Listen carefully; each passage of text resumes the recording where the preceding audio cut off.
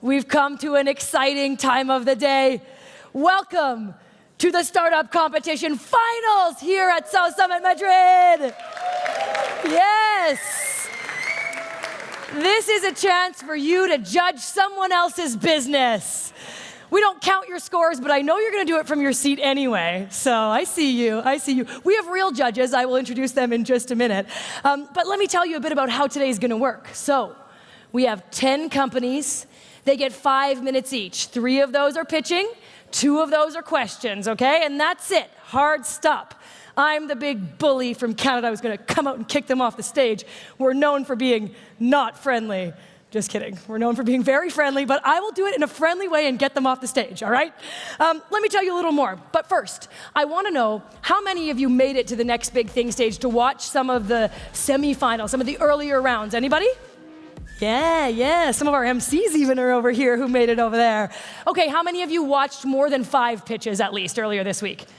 A good amount. How many of you think you can pick the winner out of those so far? Oh, some of you think you can pick. Maybe it's the actual people pitching. They're like, I picked me. Great, perfect. Okay, well, today we have some of the most disruptives out of the 100. So we had 100 already pitched.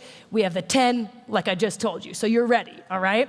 We have 5 prizes up for grabs, and I will tell you what those are. So there is best team. There is most scalable startup. Most disruptive startup, we like that word, disruptive. Most sustainable startups, we also love that. We had a lot of really good presentations this week about sustainability in your business, how you can make money and do good at the same time.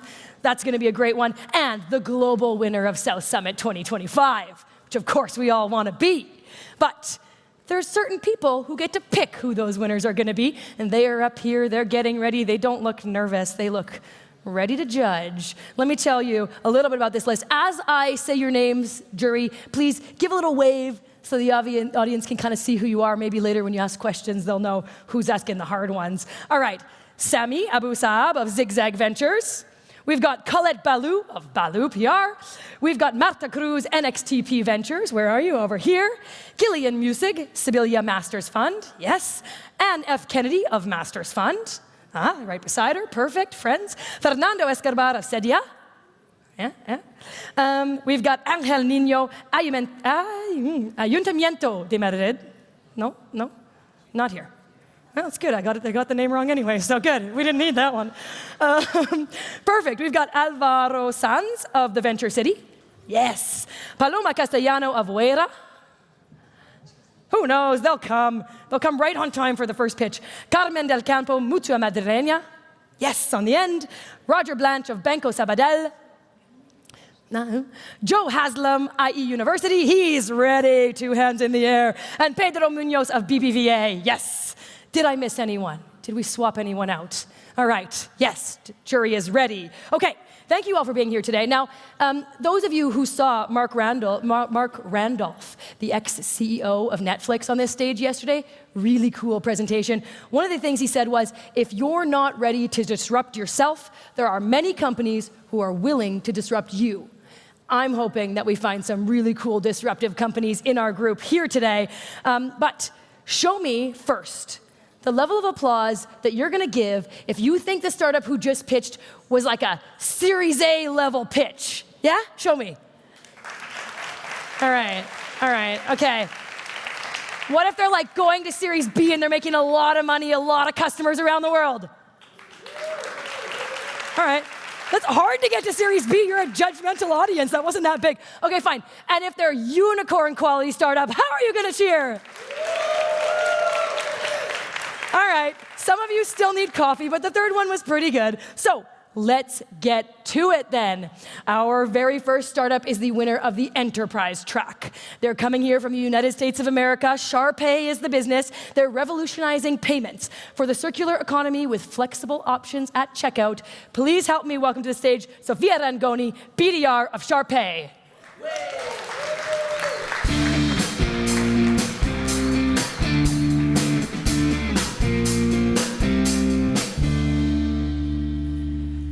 Good morning, everyone. Well, they kind of introduced me already, so I'm going to go ahead and saying that I am part of a generation that doesn't dream of owning things. We dream of accessing what we need when we need. We are that pretentious.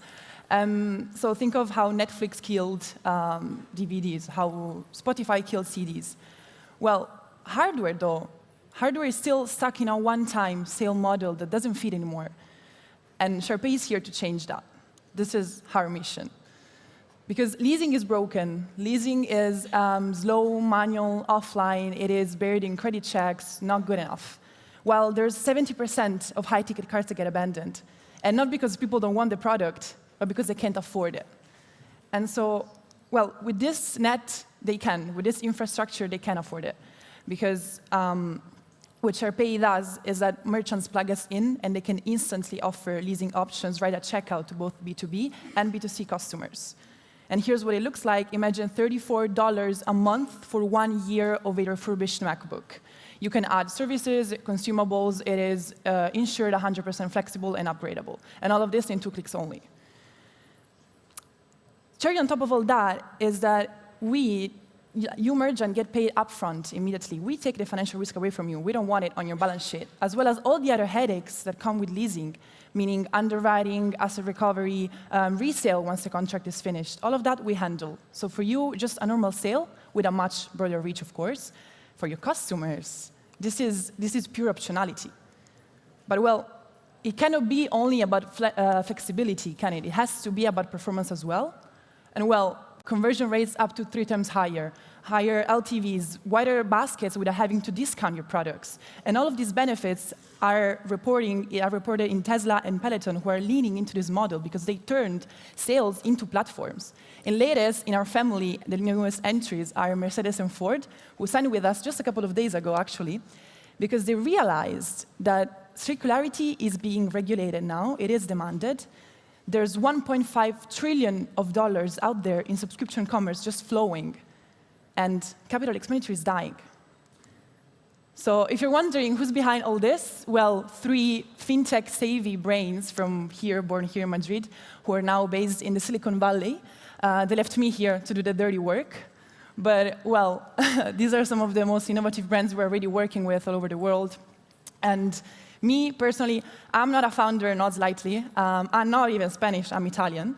But I am just as crazy as they are because Sharpay isn't just a payment method. I hope you all got this by now. It is the new way to consume hardware.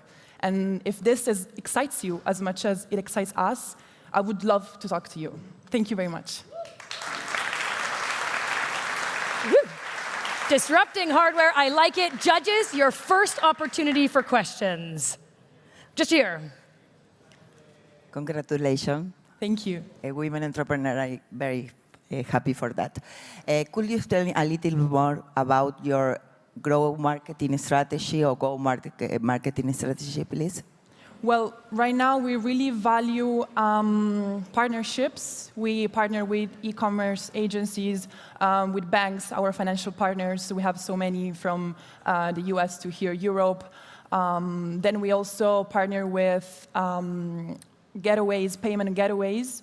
And therefore, this is really how we get out there, also to events like this and summits for each vertical, because at the end, our product is very versatile. It works for pretty much every hardware.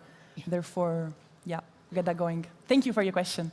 Yes, that means it's only direct through.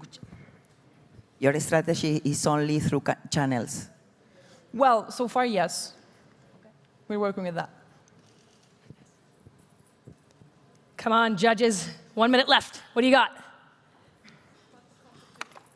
Competition? Yes. Well, Who else is doing this? competition. Who else is doing this? What's the competition? Well, there are a couple of brands, Nespresso maybe and Tesla, that are doing it in-house. There's no one else that lets all the various hardware companies doing this. We are the only ones, so we're yeah. Should the companies not have to do it themselves? Should the companies worry? Not have to do it themselves. If I make a hardware device, should I not be legally required to have ownership of it rather than expecting a third party to deal with it?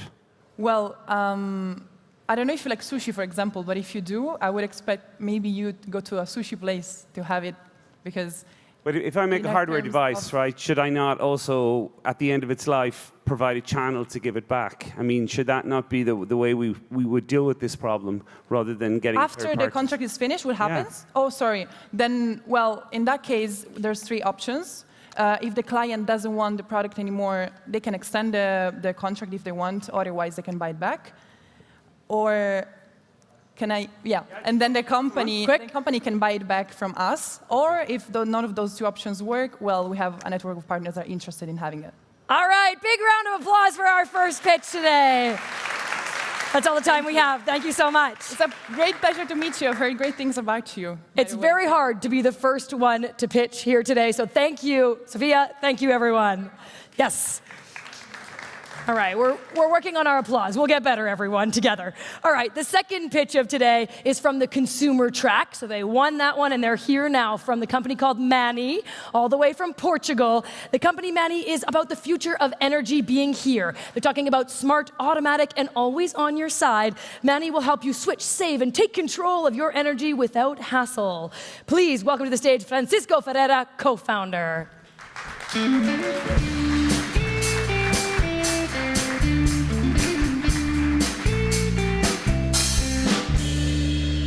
Well, good morning, everyone. First of all, just taking 2 seconds to thank the organization. Obviously thrilled and honored to be here.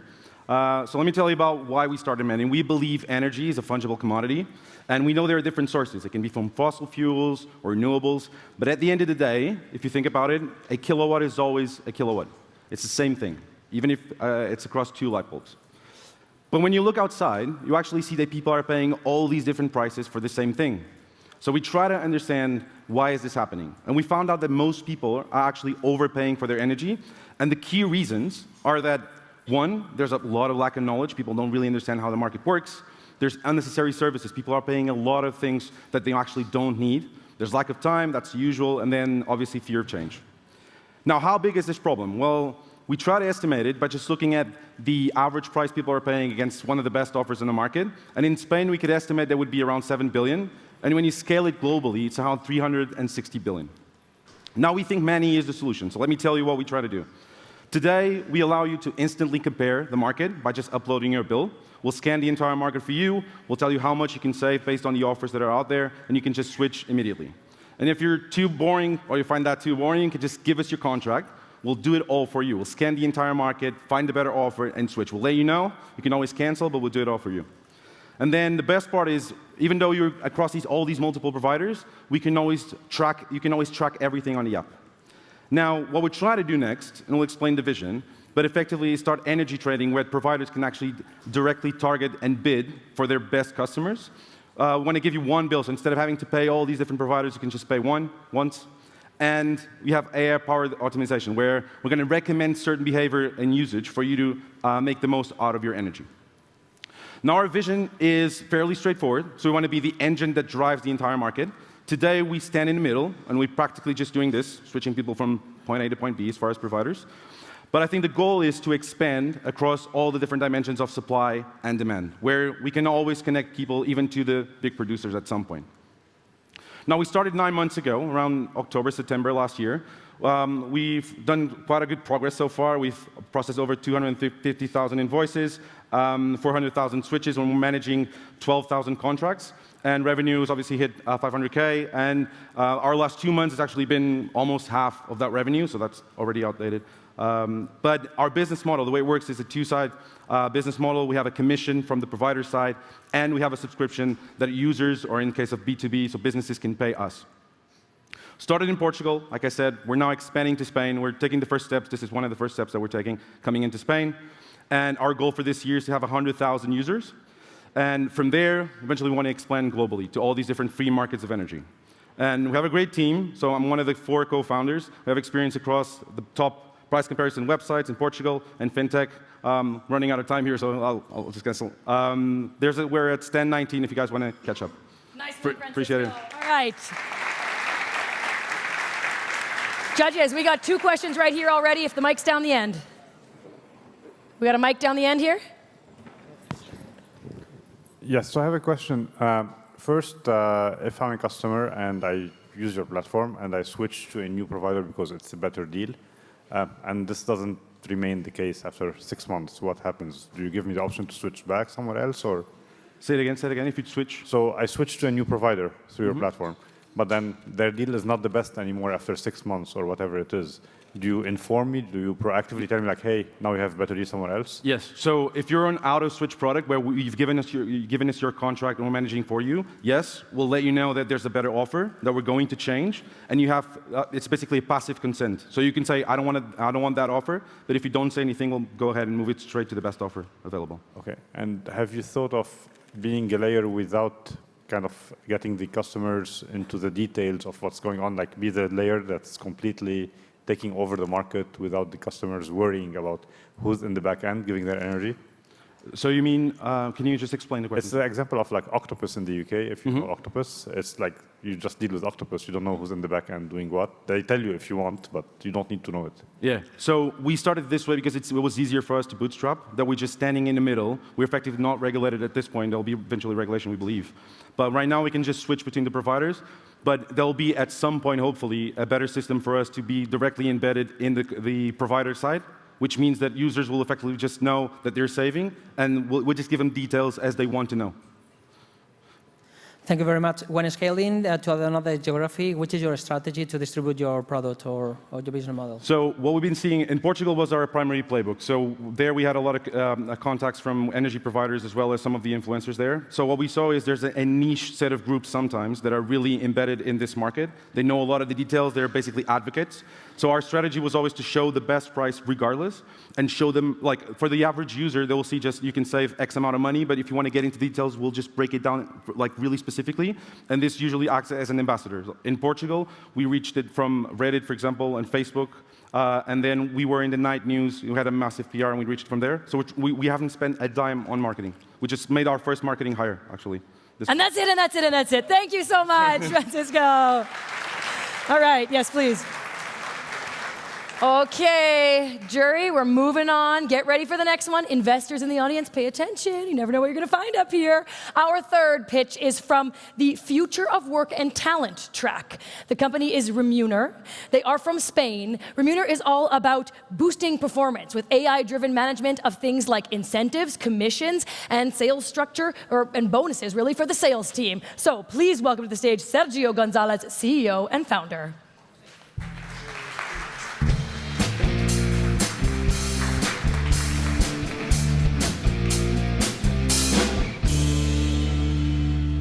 Hi everyone, my name is Sergio Gonzalez, and I'm the co-founder and CEO of Remuner. As you know, in sales, money drives behavior. That's why sales incentives and bonuses are a critical part of compensation. In fact, companies spend $1 trillion every year in sales incentives in the US and EMEA only. And yet, they struggle to run an effective incentive program. This is James. He's your typical compensation manager. He spends most of his time crunching numbers on spreadsheets, generating manual reports, and dealing with constant claims and exceptions from sales individuals. But what happens if he does not get it right? Let's look at the other side. This is Sarah. She's a sales rep in James' company. She has no visibility over her incentives. She feels frustrated and confused, which affects her motivation and performance, diminishing the overall company target. During the last 5 years, a few tech companies have emerged to solve this problem, focusing on the digital economy, where compensation plans and tech stacks are rather standard. But digital represents only 8% of the economy. There are many other traditional industries such as retail, pharma, insurance, and many more. They are the real economy. And the real economy represents more than 90% of the economy. And that's why we created Remuner. Remuner is the AI-based sales incentive platform for the real economy. With Remuner, sales incentives are completely automated in real time. Companies can connect their systems by using our standard out-of-the-box connectors, so we can pull their sales, revenue, or margin data in real time. Managers can easily and flexibly design any incentive plan without using any single line of code. We are KPI agnostic, so any comp plan from any industry fits in Remuner. Sales teams have now access to their results anytime, anywhere, at the tip of their fingers, so they can take control over their performance. But if that is not enough, we leverage AI to provide them with intelligent notifications, forecasts, and pacing data, so they know exactly how to maximize their performance and their rewards. Companies can also gamify their incentives by creating challenges, rankings, leaderboards, and many more. And the best part is that we're generating strong results for our customers. We save them 95% of the results while increasing performance up to 40% of their teams. We are based in Barcelona, where we launched last year, and we're now expanding into EMEA, which represents a market opportunity of $22 billion. We now have a solid plan to expand further in the US. In less than 1 year, we have secured very relevant customers across multiple industries in the real economy, demonstrating a strong retention and satisfaction among all of them, which is putting us on track to reach 1 million ARR very soon. We are a team of 3 co-founders who have been working together for the last 10 years. We have built and scaled 2 other businesses in the past, focusing on the real economy. And we are ready to do it now, because we are on a mission to transform how companies leverage incentives to drive sales performance. Thank you very much. Sergio, right on the nose of your timing. Well done. Over to our judges, right here on the end. Hi, first of all, congratulations for the presentation and the opportunity, very good. I have one question regarding what level of digitalization companies need to have to be integrated with Remuner, because you've said you were focused not in digital business, so in the other 92%. How advanced should they be? Yeah, usually we work with mid-market and small enterprise in rather traditional industries, and they only need to have some financial systems, CRM, databases, data lakes, and we can connect to all of these systems. So normally in this range of companies, which are not super small SMBs, they have the enough level of digitalization for us to connect to all of these kind of systems. And then we pull data from these systems, and we help them automate all the calculations and sales incentives. So we don't need them to be super advanced or digitalized to be able to work and connect with us. Sorry, because I'm going to do another question regarding that one. And about the marketing plan, have you thought about selling agreements with tools like Workday or these kinds of platforms where the performance is already measured? Yes, that's definitely on the plan, but we haven't started yet. So there's clear a roadmap for us to start developing an indirect sales channel through partners. And there we can make agreements with HRISs, CRMs, ERPs, but also other kind of companies like HR consultants who do payrolling, CRM implementators, data consultants, sales operations consultants. So there's a huge range of companies and players that can serve us as an indirect channel, but we haven't really started that go-to-market yet. It's something that is on our plan. Thank you, Sergio. Just following a bit on that, how are you thinking in terms of growth levers for the coming year? Is it how are you thinking about? Sorry. The next growth levers and opportunities. Are you going to focus more on countries, new features, customer segments? A bit of the coming 12 months, 18 months. How are you thinking about it? Yes. So short term, we are expanding with the current product offering. Mid-long term, we have a vision to become the default horizontal RevOps platform for these kind of companies. Usually, these kind of companies, they have a RevOps function. They don't call it RevOps, but it's the same. And they have a lot of other problems: quota management, territory management, sales planning, forecast, revenue observability, and they are completely underserved. They solve all of these through Excel. So we see a clear opportunity to, once we are inside them and we are working with them, we are connected with their systems, then expand our product offering so we can become a more horizontal product for them. And that's the mid-long-term vision. Everyone, Sergio Remuner. Thank you. See, I told you we're nice in Canada. Come on, we just get them off there with a little dance. All right, everyone, the train does not stop. This week in Madrid, we are in motion. So up next, our mobility and smart cities track winner, pitch number 4. We have Hoop Carpool. They are from here in Spain. Whoop, yeah. Hoop Carpool is like BlaBlaCar for cities. They help optimize car use to reduce traffic by connecting people. Please help me welcome Paloma Martin, CEO, to the stage.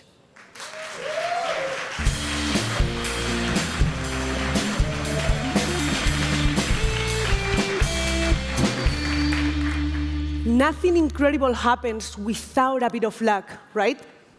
But what is luck really? For us, luck is where opportunity meets preparation. Welcome to a lucky strike.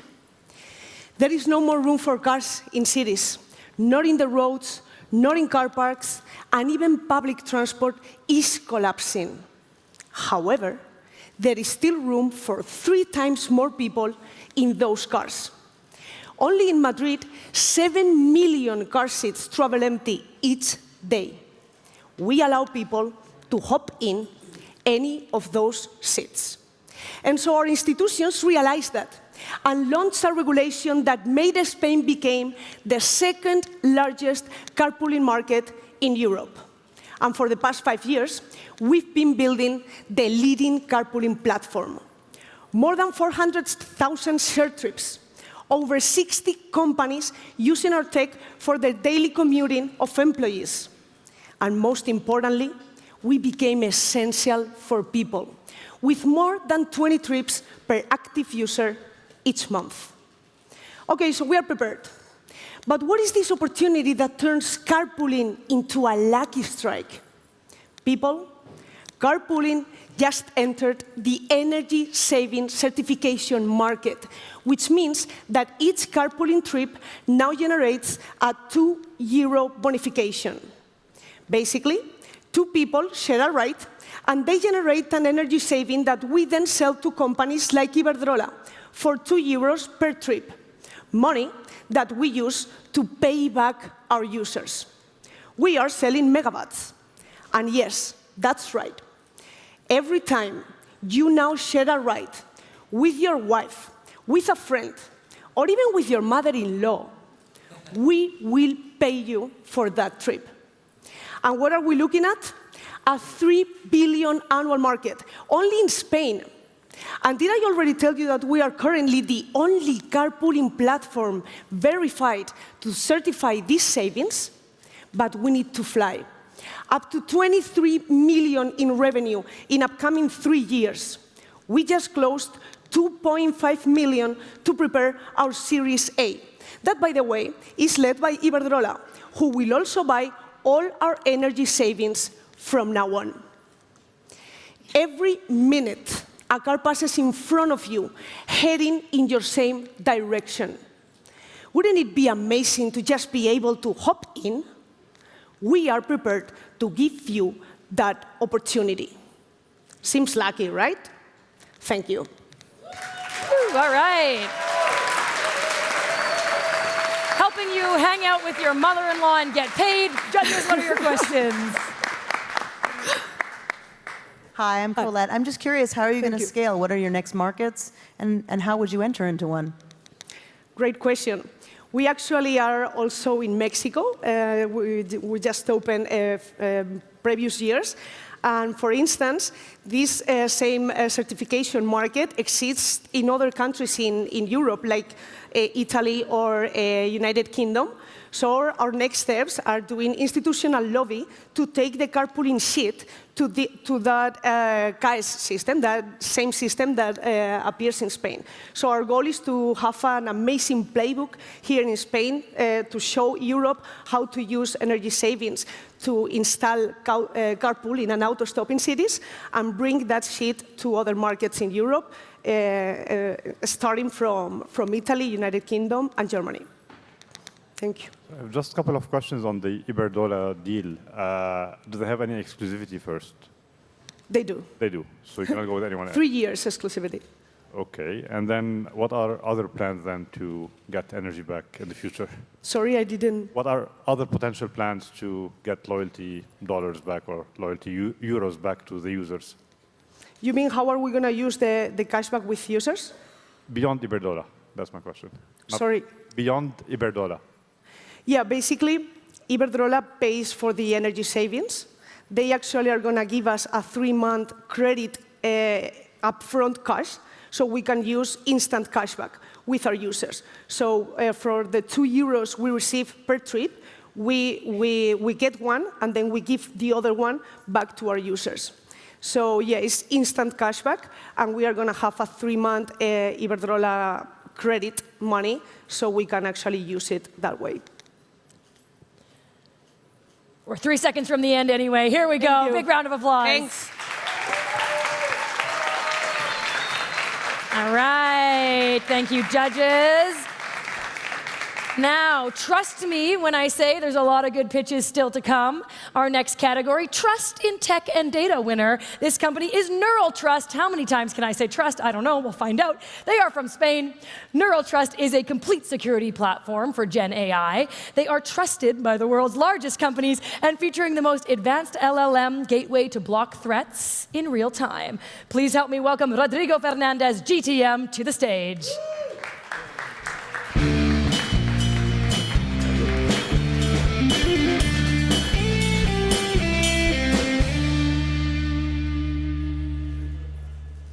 Thank you very much, everyone.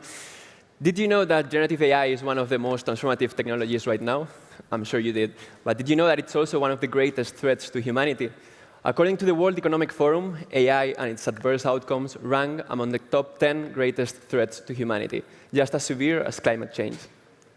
As of today, this technology is being deployed through customer-facing chatbots and internal copilots.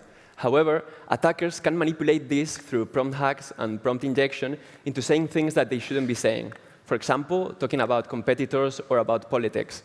We have also seen chatbots that are giving away free products or even leaking personal information from employees or clients by the companies. Neural Trust was created as a solution for all of these problems and the problems that are going to appear in the future. We are the world's most advanced security platform for LLMs. Traditional cybersecurity is no longer enough because it's based at the application level and it's static. At Neural Trust, we have created an AI gateway, which is a firewall that filters everything that goes through the chatbot.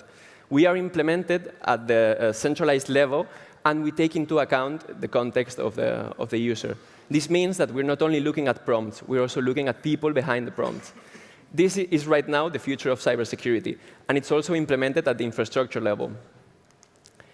Right now, Neural Trust is already being implemented by leading companies across sectors, and also some of the leading institutions. We carry out more than 5,000 scans per application and detect up to 120 vulnerabilities. Our gateway is the fastest and most performant in the market, and we're already helping companies save a lot of money in cybersecurity. But most importantly, we're helping these companies to implement and deploy AI in a safe and ethical way. Our competitors are different from us because they do not carry out contextual and infrastructure-level security, and most importantly, they're not specialized in LLM security. Also, we are one of the very few players in the European Union. Our team is comprised by amazing experts from companies like McKinsey, Amazon, Mango, BBVA, and also some go-to-market experts from unicorns like Factorial and Redpoint. To wrap up, I hope that our mission is very clear. As technology evolves, we need to have security that evolves with it. We have to make generative AI as trusted as electricity, reliable, safe, and transformative. Thank you very much. Wonderful. Well within time. Judges, your turn. Come on. It's not Tinder. You can't just swipe. You got to ask a question. OK, down the end.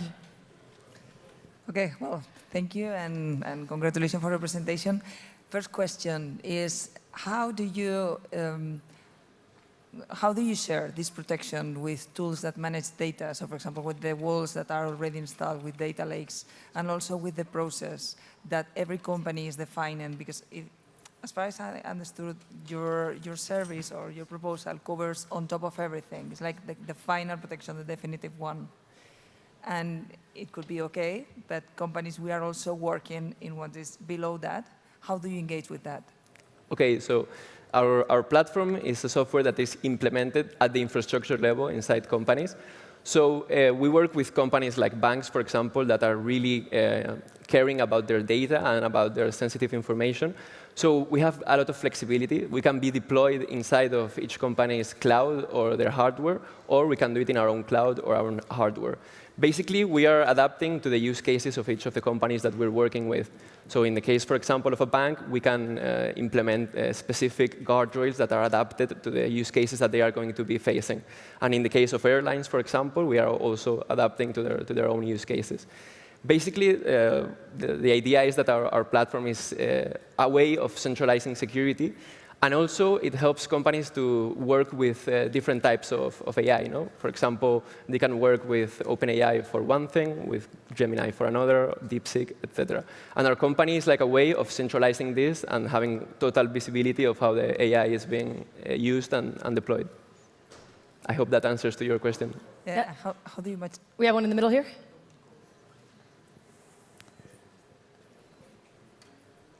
Thanks, Rodrigo. One question. What is it right now your customers are more excited about or loving the most about the product, or also about the future of working with you?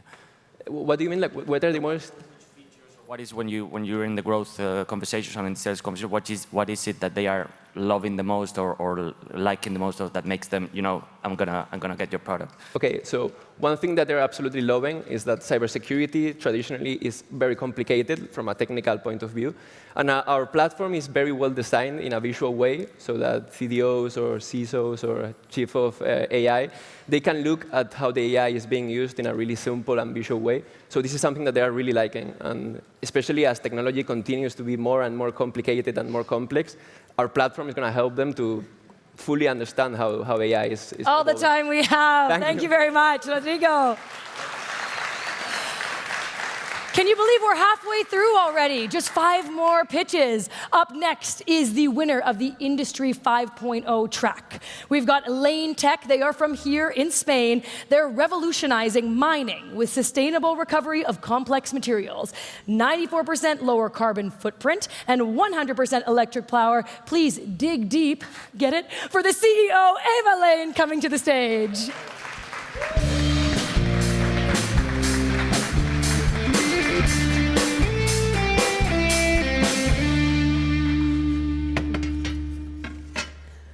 So, good morning. I'm Eva Lain, doctor in electrochemistry, founder and CEO of Lane Tech. So, metallic mining is essential for modern life. Metals are everywhere, from phones to cars to the power grid. However, mining has been regarded as a polluting and ultimately negative industry for centuries. But since Lane Tech is around, we're doing our best to change this. So, did you know that via conventional methods, producing 1 ton of copper takes up to 10,000 kilowatt-hours of fossil fuels, entailing more than 37 tons of CO2 emissions? Also, are you aware that in Europe, we consume almost half the world's copper production, yet, shockingly, we barely produce 3%? So this extremely high dependence on third continents makes us vulnerable, and we were thinking, is there a clean solution for this? So the answer is ILEX, our novel proprietary hydrometallurgy method that allows producing metals on site in, for the first time, a clean and economically competitive way versus smelters. It allows extending the life of mines, of European mines, up to 700%, and reducing carbon CO2 emissions by 94%. Meanwhile, as a bonus, we produce hydrogen as a byproduct. So at the moment, European mines do not produce copper as the final product. They produce a mineral concentrate with about 20% content that is shipped to smelters in Asia, and we then re-import back the metal. So with ILEX, we're actually able to extend the value chain all the way to pure metals on site. So we eliminate dependence on third continents. We eliminate unnecessary transport and unnecessary carbon footprint. Simply clean, competitive, and sustainable. So, the global market for copper is humongous. It's about 36 million tons of copper per year, out of which, as previously said, almost half gets consumed in Europe.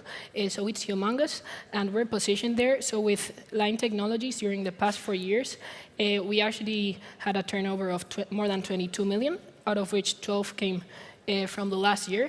And all of this started almost 10 years ago when I was doing my PhD. So I had the crazy idea, and well, 10 roller coaster years later, we're here. So 2 pilot plants later, and 1 industrial plant later as well. We're now at industrial validation. So we've been operating an industrial plant at the mine of Rio Tinto for more than a year, and it's been working very well. And we're now 82 people in the team. So wrapping up, ILEX is a way to produce pure metal on site. So ILEX is green, is strategic, is competitive, and it lies at the core of sustainable and resilient access to critical raw materials. So it is good for Europe and it is good for the planet. Thank you very much.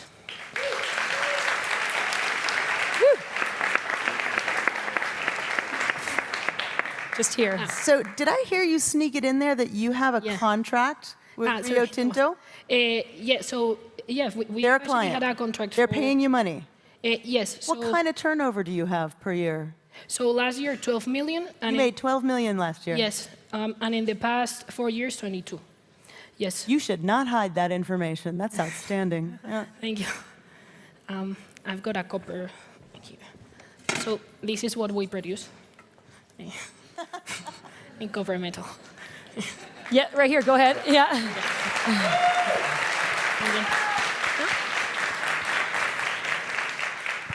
So thank you very much, Eva Maria. Very interesting your presentation. You talk about the European Union, mining at the European Union. I wanted to know if you plan to expand to other countries which are really linked with mining, such as Canada or Australia. So at the moment, our biggest project is actually a strategic project in the south of Spain, in Andalusia. So it's a macro plant to treat about 500,000 tons of mineral per year. And the plan is to commission that in 2028. So that is our biggest project at the moment. But mid-term, we are looking at international expansion, especially to South America, but also Canada, Australia. So actually, we've been running lab and pilot tests for a lot of mines all over the world. It's just, I think, it was a bit too early because we really wanted to run this industrial plant and be completely sure that it's optimized in order to expand. But yes. Thank you. In the middle here. Do you think there's a lot of gold out there that no one has found? Sorry? Do you think there's lots of gold out there that nobody has found? So we actually leach gold as well. I was thinking about copper because it's what we're doing industrially, but pilot stage we've also leached other metals like gold, silver, precious metals as well, cobalt, nickel. So it also works for gold. Eva, fabulous. Thank you so much. Okay, thank you. Well done.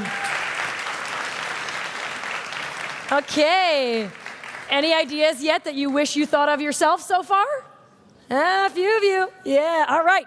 Number 7, we are talking about the winner of the health track now. This is Trialing Health. They are from here in Spain. Trialing Health is a digital platform for physicians so they can efficiently find the right clinical trials for their patients, all right? Please help me welcome to the stage Max Hardy, the CEO.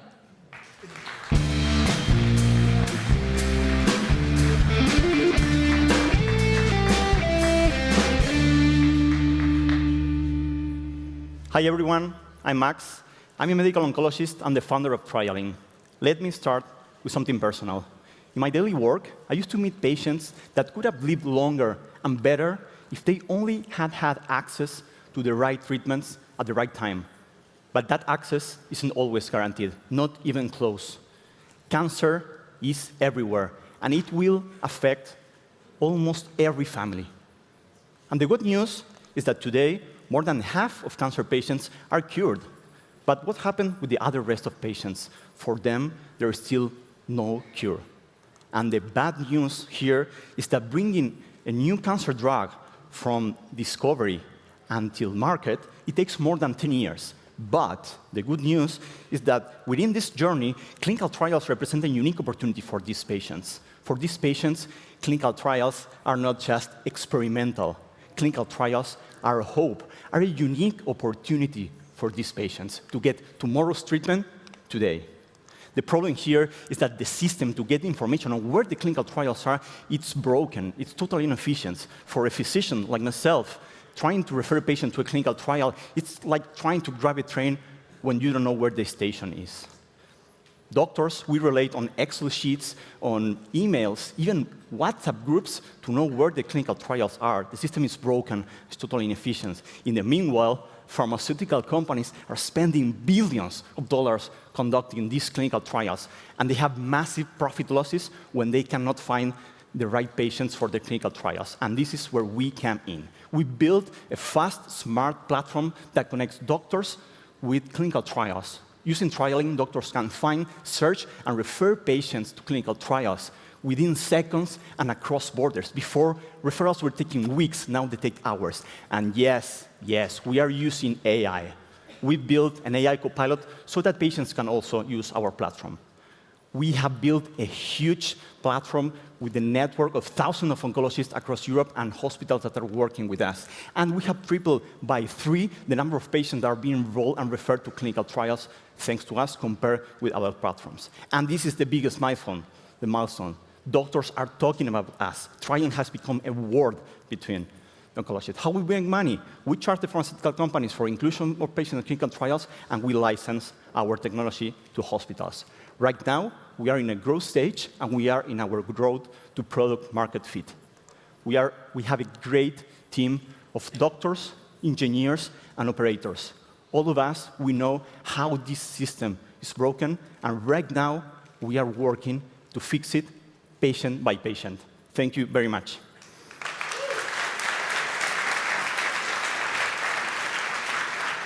Yep, just here. Thank you very much. I would like to know a little bit more about the competitors, and if so, if you have them, how do you differentiate your product? Yeah, we have competitors, dozens of them.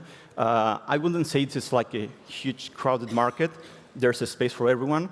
I would say, compared with the competition, we are the first one that we're focusing on oncologists, on doctors, from the very beginning. And this was capital for us. Other platforms have been focusing on patients from the beginning. And this is quite different. And that's why we have acquired the whole market right now in 3 countries in Europe. There's competition, but we are very different. Thank you. I'm curious to know, what's the difference in the attitude to your product between a public hospital and a private hospital? Well, it depends on the country. In Spain, for example, here, 80% of health is public, and then 20% is private, but you get clinical trials in both. Actually, the biggest site with clinical trials here is public, and the second one is private. For both hospitals, private and public, when a patient enters a clinical trial, they save a lot of money. So I would say it's the same. And your pricing is the same, irrespective of whether it's a public or a private hospital? Well, actually, right now, when we license our technology, it's being with private hospitals, and we have the first tender right now with the public hospital in Spain, and the pricing is not going to be the same. Okay, so private are faster to embrace the. Ooh, look at that! Private are embracer. So private are faster to embrace it than public, yeah? Yeah, because they use the money they get from the clinical trials in a different way. And then you have like 3 steps, tiers. You have the public hospitals, then you have the private hospitals that are non-profit, and then you have the private hospital for profit. So we work different with it because they have different needs at the end. Sure. Okay, thanks. Thank you. All right, we got 3 seconds left, so give a big round of applause for Max. Thank you. Nah. Okay, can you imagine trying to squeeze like years and years of work into 5 minutes? Jeez, it's impressive what they do up here. All right, we're going into pitch number 8. This is the winner of the Digital and Tech Solutions track. This company is called Quick Ads. They are from here in Spain, and they are a startup transforming customer data into personalized videos. Which scares me a little bit. I gotta watch what I do with my data before it becomes a video, but we'll see what they have to say. Making marketing communications more human and scalable for large enterprises. Please welcome Tom Stevens, CEO, to the stage.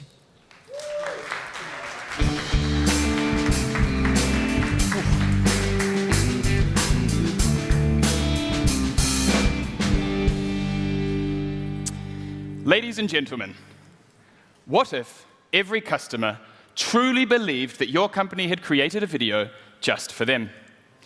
While 71% of customers already expect personalized experiences, less than 1% of companies are sending personalized video. Why is this? Because to produce them at scale to date has proven overly complex, slow, and expensive. Quick Ads changes that. We transform customer data into millions of personalized videos automatically. We integrate with your CRM or CDP system to retrieve the names, behaviors, and preferences of your audience. You select a use case, such as abandoned cart recovery, upselling, or perhaps some birthday wishes, and then our system generates the videos on demand for you to then on-send automatically via your chosen channel. Here's an example of an abandoned cart recovery video we created for Zara. It says, Hello, Teresa. You've left the following items in your cart. It shows a couple of images of each garment, the name of each garment, the price of each garment, and then finally concludes with a CTA to incentivize purchase. Quick Ads is differential because we offer full personalization across audio, visuals, and text, real-time generation at scale, and total automation from input data to delivery. Our competitors, like Sunday Sky and Adomu, offer hybrid solutions with batch generation and fail to combine API-first architecture, scalability, and true automation like we do. The market's enormous, exceeding 300 billion euros globally across video ads and CRM engagement. We're targeting large enterprise that is capable of ordering millions of videos per year. Our business model is simple and scalable. We charge between 5 and 20 cents per video, depending on volume. So with just 13 enterprise clients, we expect to exceed 10 million euros in annual recurring revenue. Now, we've achieved an awful lot in the last couple of months. We closed our 1 million euro pre-seed round, we've closed 2 enterprise clients, and we've built an active sales pipeline valued at more than 30 million euros. And all of this with a 7-man team led by 3 co-founders. We have my brother and CTO, Jack Stevens, a full-stack developer, a B2B sales guru, Jaime Zawaya, and myself, a 3-time founder with 10 years startup experience. So to conclude, if you're tired of generic outreach and want to increase your engagement, conversion, and retention metrics, we'd love to talk to you. Thank you.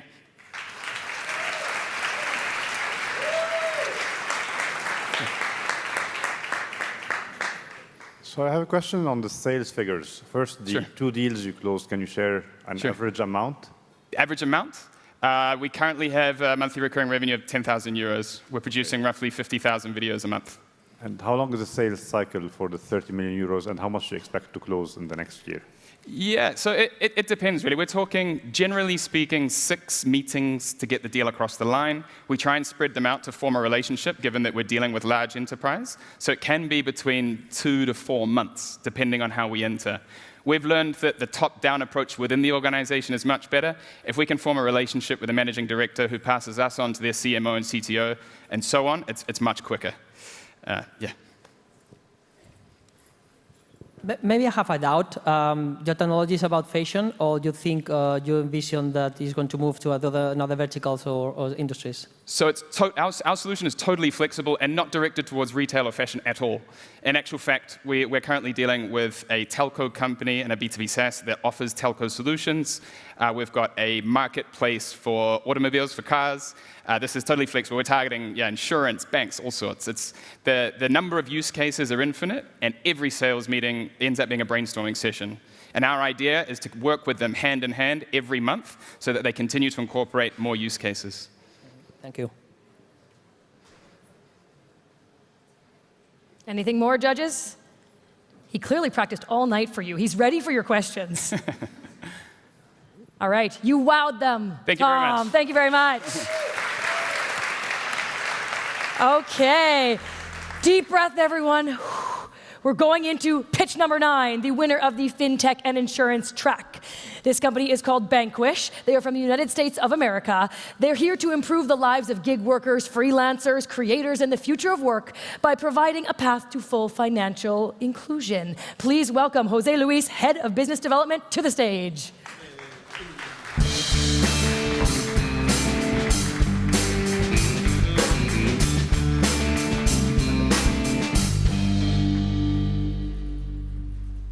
Good afternoon.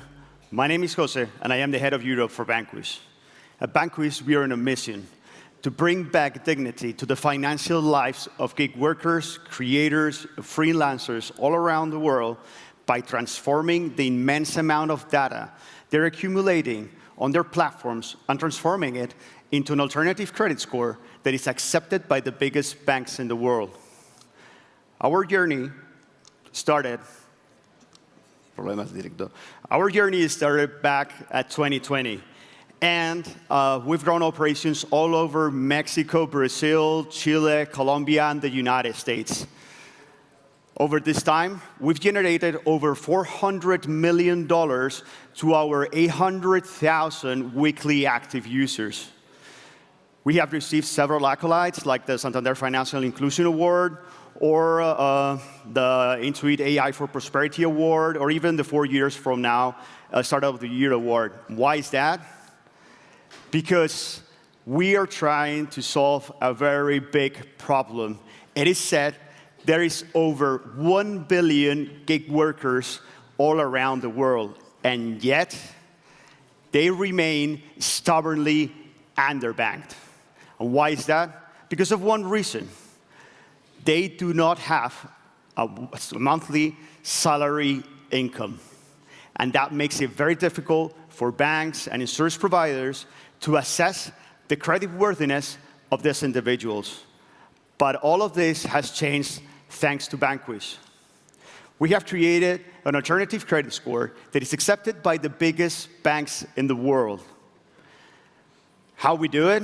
Well, gig workers will download our app, create an account, and connect the working platforms and their banks. And we will create two things. The first one is the Banquish score, that depending on it, will give them access to different financial and insurance products from our partners.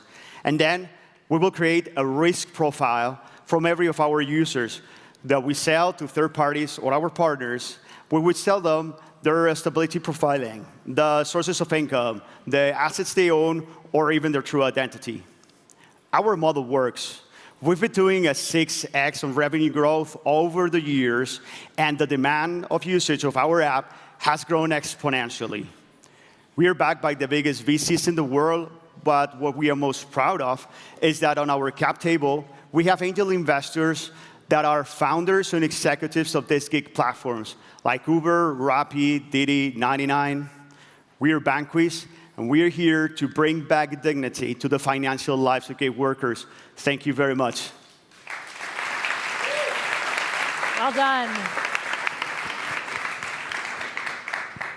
Thank you very much. I would like to know a little bit more your strategy to scale up your app, your solution across Europe or across the world. Absolutely. So we are now focused on giving gig workers access to the financial life they deserve with banks and with insurance providers. But our idea is to gather more and more partners that can help them on their day-to-day basis. So we're talking about renting of any vehicle or helping them grow their financial education. So that's how we are growing. And through Europe, it's just we are working now with the biggest banks all over LATAM and the United States, and most of them are here. So after all the good years that we've had, they want us to replicate that here in Europe because they think that we have a massive opportunity, and we do too think it's a massive opportunity. So they are the ones calling us to come here to Europe and to expand all over the world. Just to understand, what's your current traction business model? How do you make money out of this? Yeah, so nowadays we have an ARR in 2024 that was 40 million. The projections for the year is going to be 25 million. And how we do it is just like now we charge an origination fee for every product that is sold on our app, but our revenue model comes from all the data that we're gathering and transforming into those risk profiles for third parties and partners that are the ones that are paying us on a monthly basis to learn and know about all of those customers that they have, and they work for the gig economy. Thanks a lot. Quick question.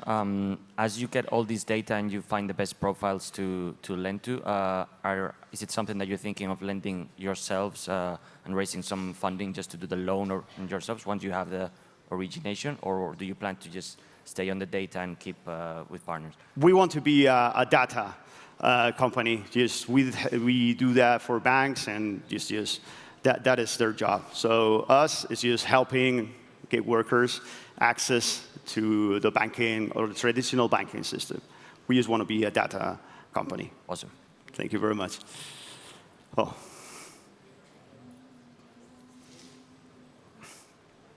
Okay, that's it. Thank you very much. We are going into our very last pitch today. Are you ready? Yeah. All right. climate tech and sustainability track. We have Hera Materials. They are from Chile. They are looking at zero carbon materials driven by robotics, AI, and the circular economy principles to enable sustainable tech-powered materials for the future of the planet. Please help me welcome our final pitch, Jose Antonio, COO. Thank you.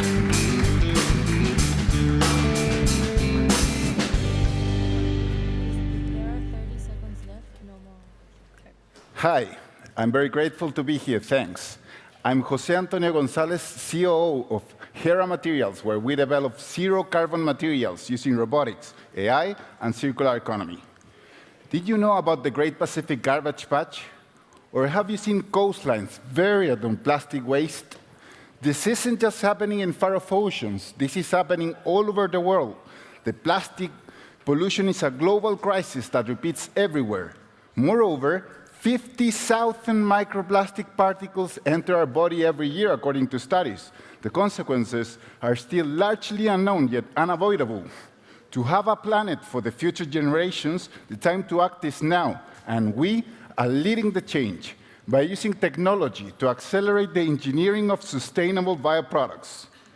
For over a decade, our CEO Paloma at her studies at MIT researched about generative molecular engineering, laying the foundation for Hera's cutting-edge machine learning platform that it's called Marie Curie, and it's revolutionizing packaging materials by delivering customized, sustainable solutions.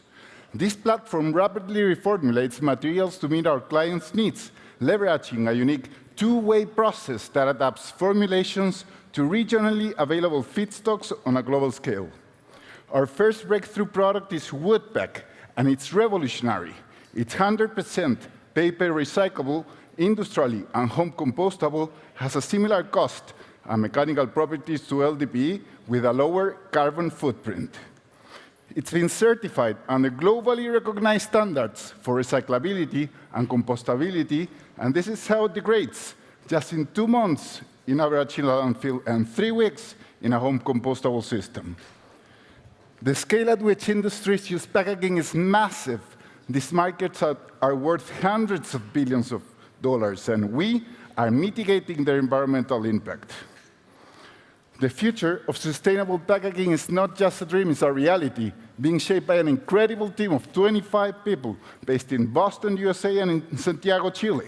Paloma, our CEO, is a PhD and post-PhD of MIT, expert in machine learning and sustainability. Jose Tomas, our CDO, is an expert in robotics, and I, COO, expert in entrepreneurship and operations. Together, we have won several awards and competitions. We have the support of many institutions globally, and we have raised $5.7 million to scale this solution at a global level. To have a future, we need to build a world that no longer relies on harmful plastics, and for that, we need your support. Hera Materials, inspired by nature, built to protect.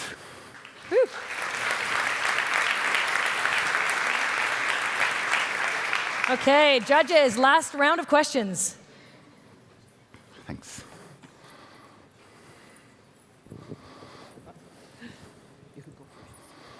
I'll go first. Hi there. Is there still, I mean, is Paloma still working away in the lab, or is she, you know, is the science done and now it's the commercial part of it, or is there more breakthroughs to be done in the science?